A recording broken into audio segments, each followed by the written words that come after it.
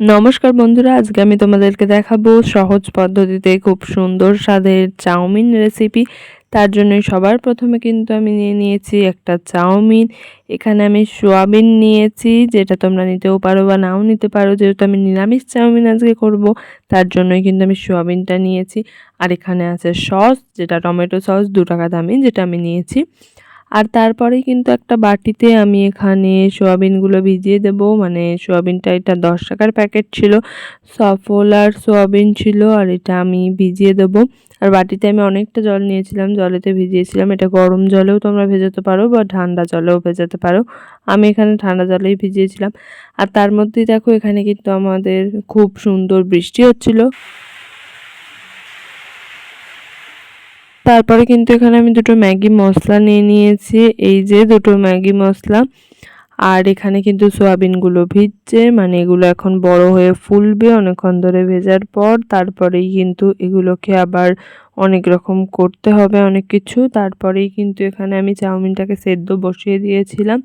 আর এখানে কিন্তু আমি 1 প্যাকেট পুরো চাউমিনটা নিইনি, 1 প্যাকেটের মধ্যে অর্ধেকটা নিয়েছি আর অর্ধেকটা রেখে দিয়েছি।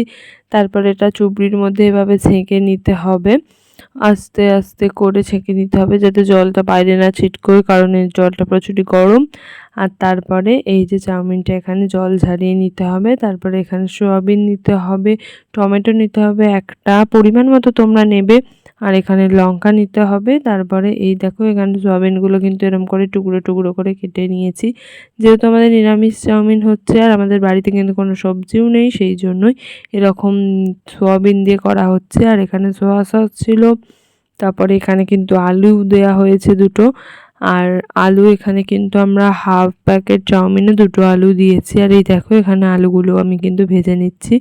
আলু আর সোয়াবিনগুলো কিন্তু একসাথে এরম করে ভেজে নিতে হবে। প্রথমে আলু দিয়ে, তার উপর নুন দিয়ে, তারপর সোয়াবিন দিয়ে একসাথে ভেজে নিয়ে তারপরে কিন্তু এই চাউমিনগুলোকে এখানে দিয়ে দিতে হবে। এই চাউমিনগুলোকে আস্তে আস্তে অল্প অল্প করে দিয়ে ভেজে ভেজে তুলে নিতে হবে।